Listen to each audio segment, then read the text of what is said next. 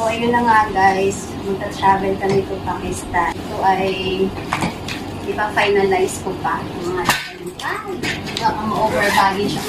Yung mga sleepwear ko, ito makalo. Dito pa yan. Ayan.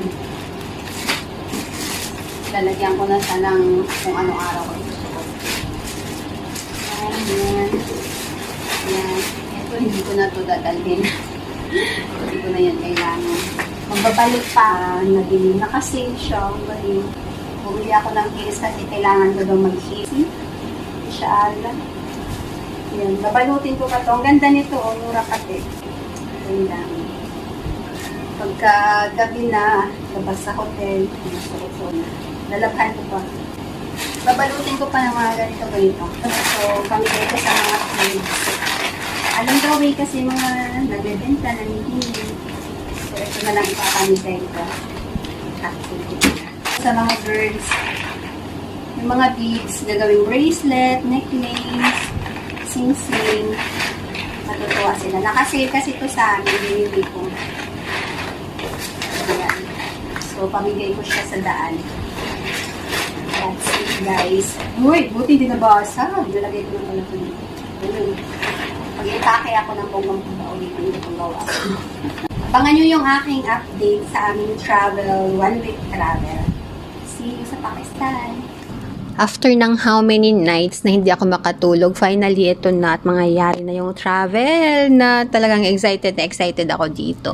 As usual, dumaan muna kami sa chocolate section kasi gusto naming dagdagan yung mga chocolates. Pamimigay namin sa mga kids sa daanan. Dami kasi mga nangihingi or nagbebenta. So sabi ko gusto ko may mamimigay ako sa kanila.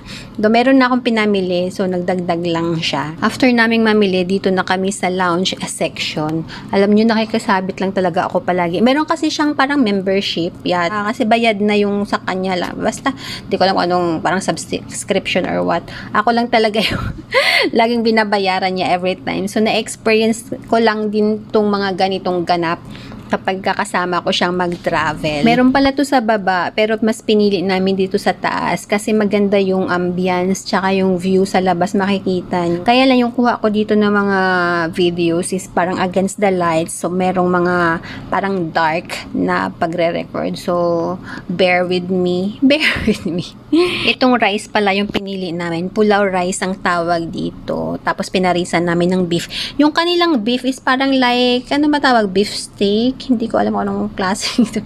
Parang Pinoy style siya. Kaya nakadalawang balik ako dito.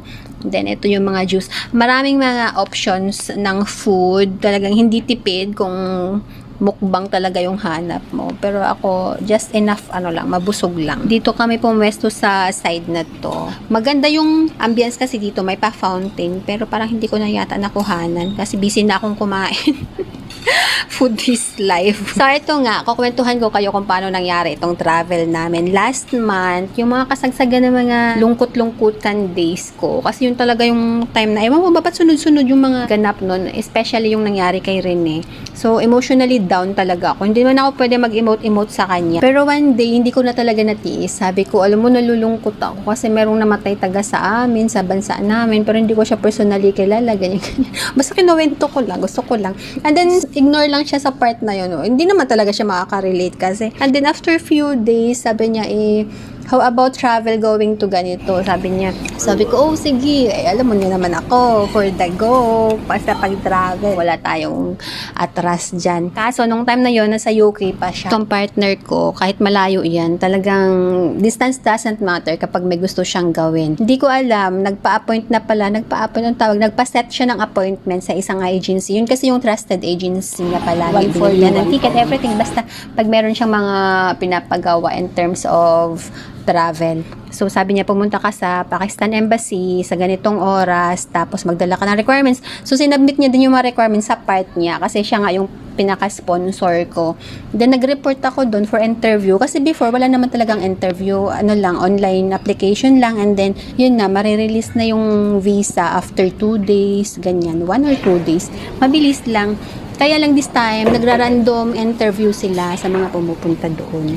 Alam niyo ba, that day ng appointment ko, talagang nag-aalarm siya. Sabi niya, gisingin mo ako. Pero nauna pa talaga siyang gumising para lang i-follow up nga sa akin na kailangan kong pumunta doon. Tapos sabi pa niya kung ibubuk daw ba ako ng taxi or i-send niya yung driver. Ayoko namang abalahin kasi nga may mga trabaho yun. Sabi ko, kaya ko naman din.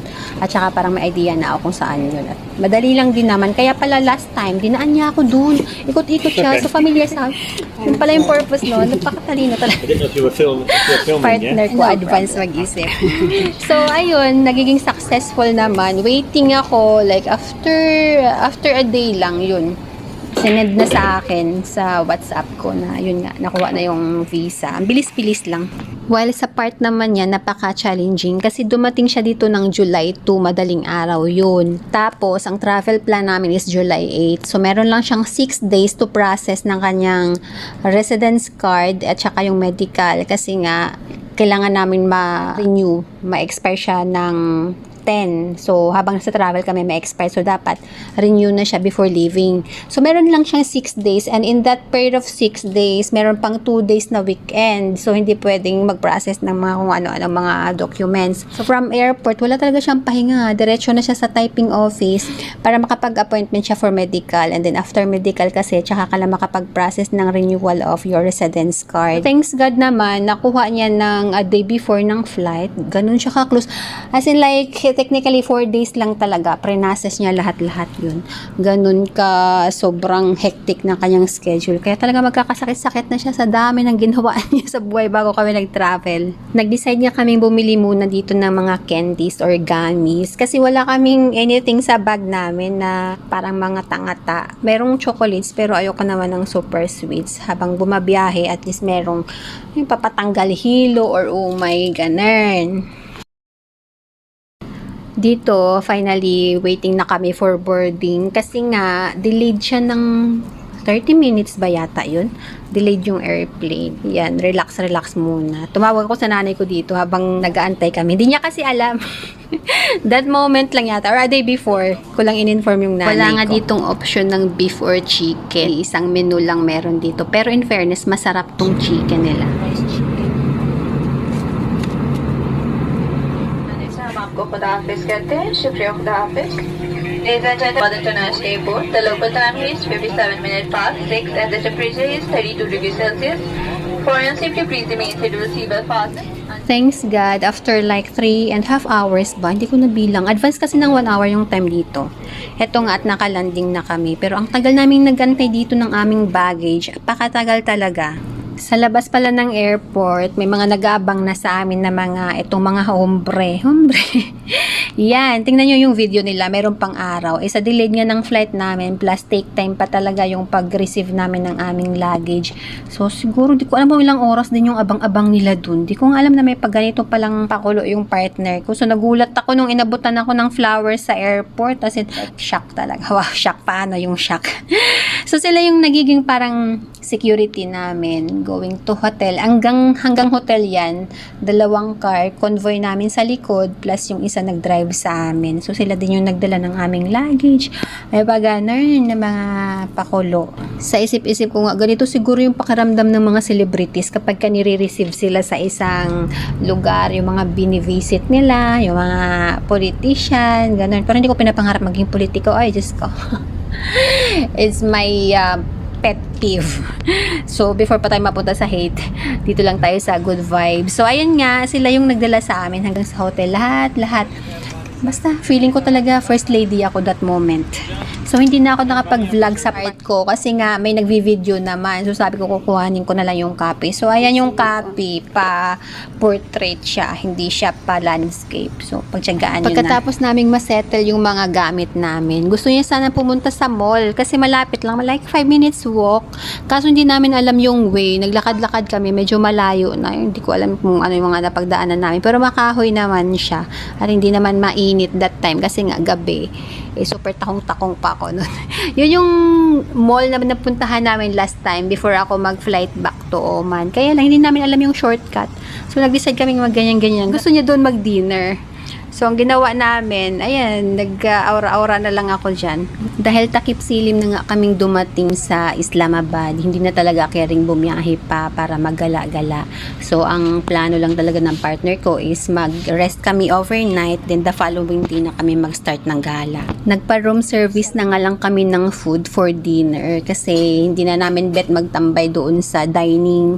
Meron naman silang dining area, pero parang nakakaawa naman kasi maglilinis pa sila after pinagkainan namin kasi medyo late at night na din yan. Umuwi na actually yung cook niya. Tapos pinabalik lang nila kasi baka daw may comment or complain kasi VIP guest nga daw may pagano. So yun, dapat naman talaga kakain kami sa labas. Kaya lang hindi talaga namin mahanap yung shortcut way nga going to that mall.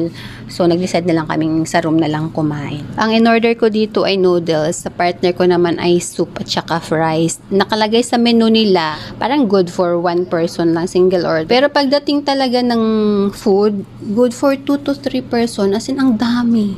Hindi ko talaga maubos, pero napakasarap. Ang sarap ng noodles nila, pero hindi talaga caring ubusin.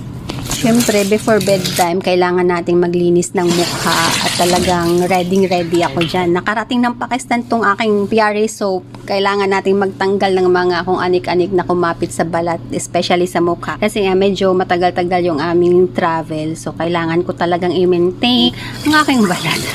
Ang aking skincare, hindi ko pwedeng iwan to kasi ito lang talaga yung aking panangga. At alam nyo na yung kanyang effect. Kung gusto nyong matry ito, mag-check out na kayo sa aking basket.